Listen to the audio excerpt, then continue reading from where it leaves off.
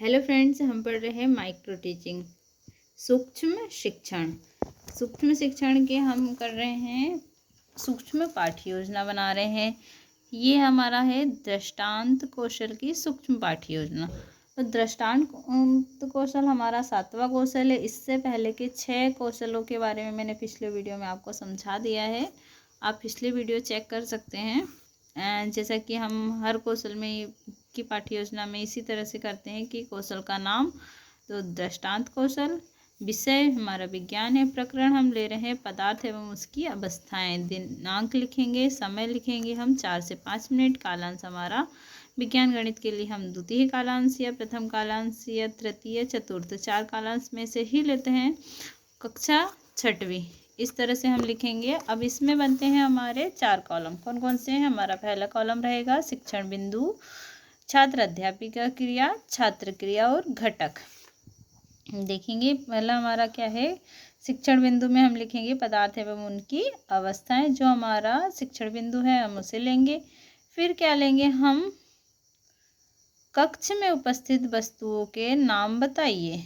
तो हम एक क्वेश्चन लेंगे, उसमें लिखना है कि कक्ष में उपस्थित वस्तुओं के, यहाँ पर हम कुछ प्रश्न बच्चों से पूछेंगे और उसमें कुछ कौशलों का उपयोग करेंगे, घटकों का उपयोग करेंगे।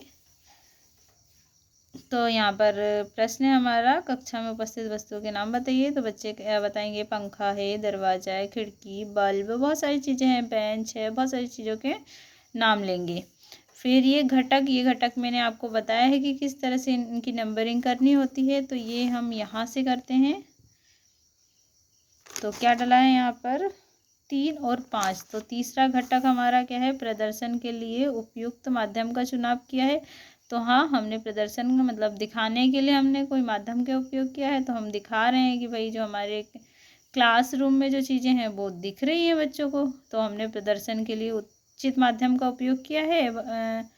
तो हम लिखेंगे तीसरा। फिर 5वां क्या है? बीच बीच में प्रश्न पूछकर छात्रों की समझ की जांच की। हाँ, हमने उनकी समझ, उनको कितना समझ में आ रही है हमने पूछा गया है उनसे, क्योंकि हम उनसे पूछ रहे हैं कि भाई कमरे में कुछ वस्तुएं हैं। तो हम क्या कर रहे हैं? सवाल कर रहे हैं और बच्चों से कर रहे हैं। फिर दूसरा हमारा क्या है? देखो, हम ये इस पैटर्न पे काम करता है कि ये हमने पूछा, फिर बच्चों ने जवाब दिया, फिर अगला क्वेश्चन हम उनके जवाब पर ही बनाते हैं। तो पंखा किस चीज़ से बना होता है? तो बच्चे हमें जवाब देंगे धातु से। यहाँ पर भी हमने क्या किया है? पहले तीसरा और चौथा कौशल। तो हम तीसरा कौशल देखेंगे, प्रदर्शन के लिए उपयुक्त माध्यम का चुनाव किया है। और फिर कौन सा कौशल था हमारा? चौथा, प्रदर्शन सामग्री की उपयोगिता। यहाँ पर प्रदर्शन सामग्री की उपयोगिता का हमने यूज़ किया है। इसी तरह से धातु क्या है? तो एक तरह का पदार्थ है। यहाँ पर हमने धातु का पूछा तो ये बच्चों ने क्या जवाब दिया कि एक तरह का पदार्थ है। यहाँ पे दूसरा और 5वां, मतलब दूसरा क्या है हमारा? विचारों एवं संप्रत्य से संबंधित प्रदर्शन सामग्री का चयन व निर्माण। तो विचारों एवं संप्रत्यय से संबंधित प्रदर्शन सामग्री।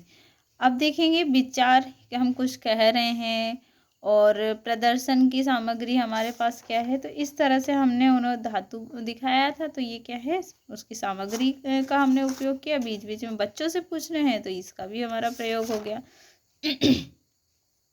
स्पष्टीकरण देखेंगे। अब हम यहाँ पर क्या देंगे? स्पष्टीकरण देंगे। आगे देखेंगे तो प्रत्येक वस्तु अब देखो, समस्यात्मक प्रश्न निकल गया, उसके बाद हम उसी समस्यात्मक प्रश्न में क्या देंगे?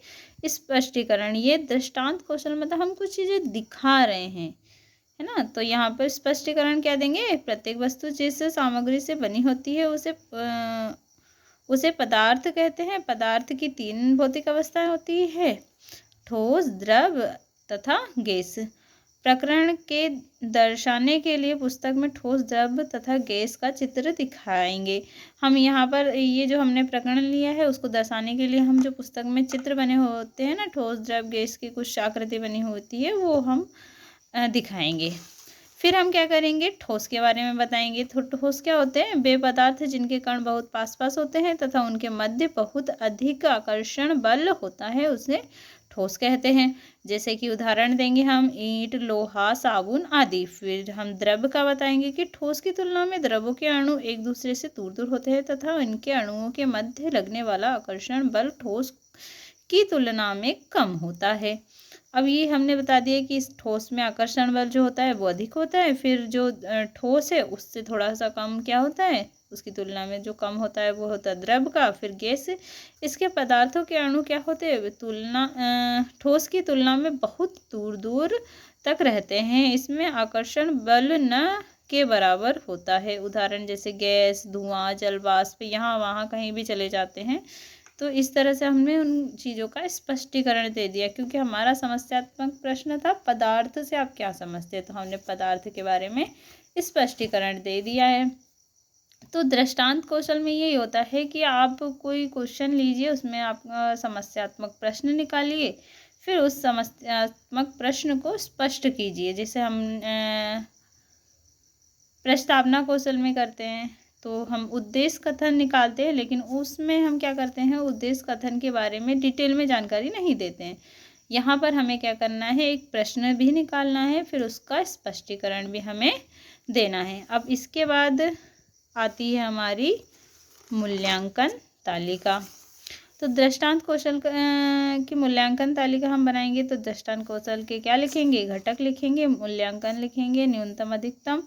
तो पहला रहेगा प्रदर्शन सामग्री का चयन पर निर्माण किया है या नहीं। इस तरह से हम कितने कौशल लिखेंगे, 5 कौशल लिखेंगे जिनका यूज़ हम कर लेंगे, उनके नंबर भी हम डालते रहेंगे उधर। अब नीचे लिखेंगे आलोचना या सुझाव यदि हो, हस्ताक्षर साथी पर्यवेक्षक यहाँ पर हस्ताक्षर रहेंगे। तो इस तरह से हम इसकी तालिका बनाकर तैयार कर लेंगे। उम्मीद है कि आपको मेरा वीडियो पसंद आया हो। वीडियो पसंद आए तो लाइक कीजिए, चैनल को सब्सक्राइब कीजिए और हाँ, बेल आइकन प्रेस करना ना भूलें। अपने दोस्तों के साथ भी ये वीडियो शेयर कीजिए ताकि उनकी भी हेल्प हो सके, वो भी इस चीज़ की जिन्हें ज़रूरत है आप उनको शेयर कर दीजिए। मिलते हैं नए वीडियो में नए कौशल के साथ, तब तक के लिए बाय बाय। अपना ध्यान रखिए, टेक केयर।